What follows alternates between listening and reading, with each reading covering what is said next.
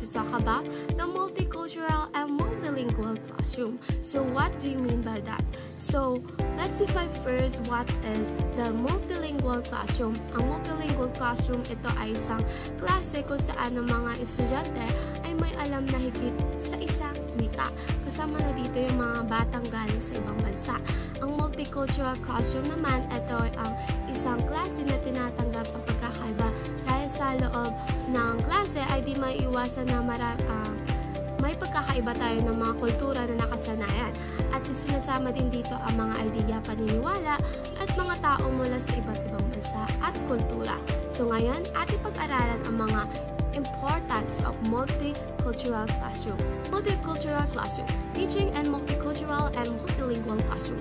So multicultural education is an interesting topic for teachers at its heart is deeply concerned about equity, respect for diversity, cultural literacy, and free treatment for everyone in the school. So ang multicultural classroom ay classroom na may iba't kultura. Pinapaliwanag dito na ang pagtuturo sa ganitong klase ay mahalaga at importante, lalo na sa mga guro. Ang layunin nito ay magkaroon ng pantay-pantay at paggalang sa pagkakaiba ng bawat isa.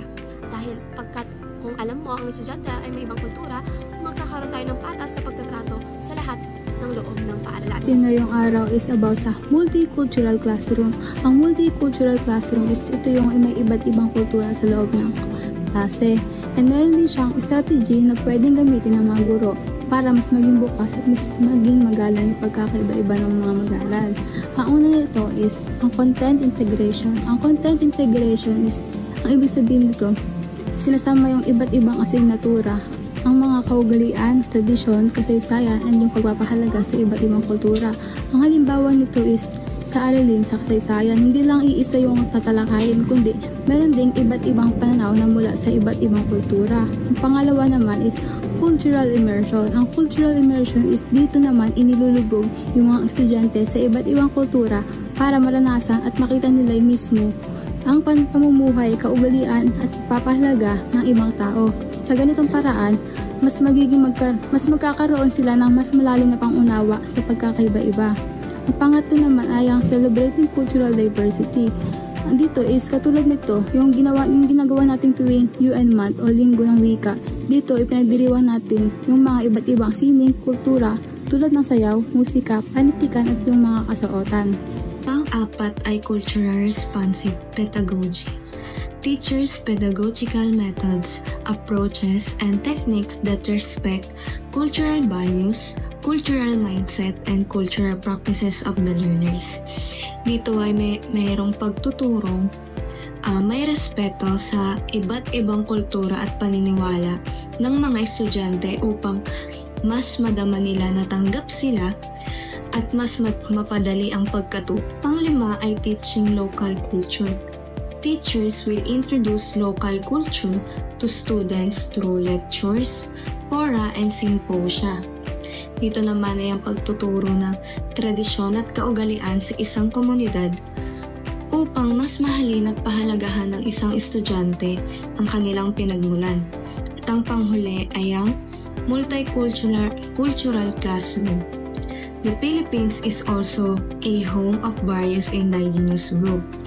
The Philippine 1987 Constitution encouraged the state to provide an education that is relevant to their culture and indigenous practices of these indigenous people.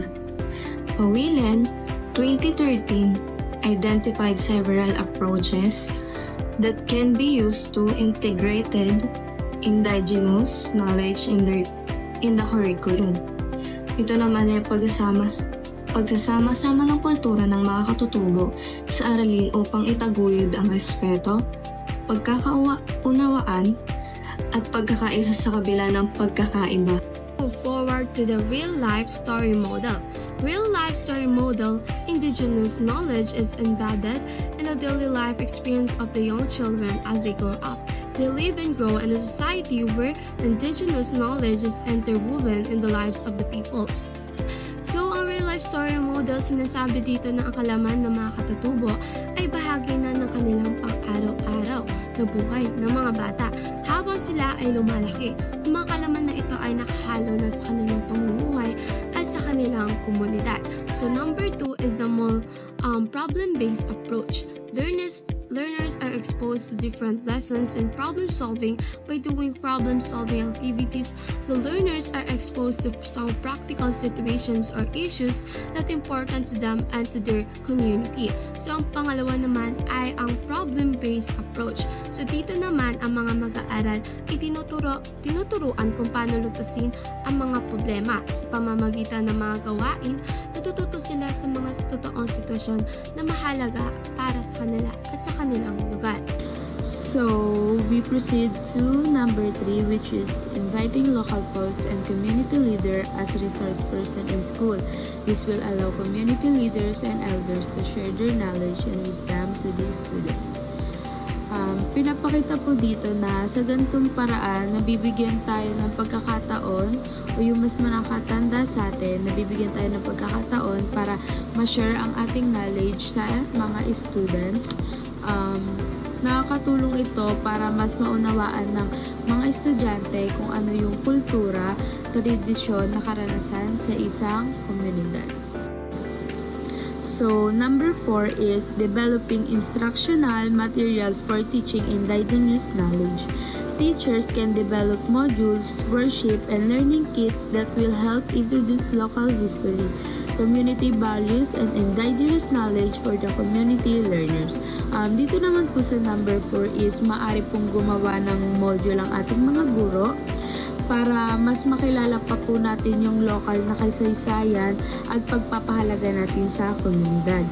Sa pamamagitan po ng module is mas makakatulong po ito sa ating mga estudyante para mas mapahalagaan at malaman po natin kung ano ang pinagmulan at ng kultura ng ating lugar.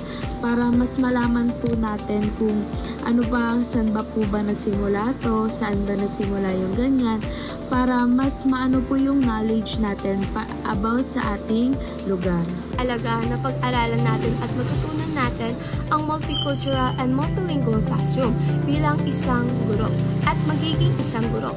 So, ang multicultural and multilingual classroom ay nakakatulong para sa atin sapagkat para maintindihan natin ang mga bata na ang pagiging pantay ay hindi ibig sabihin na dapat maging pare-pareho sila.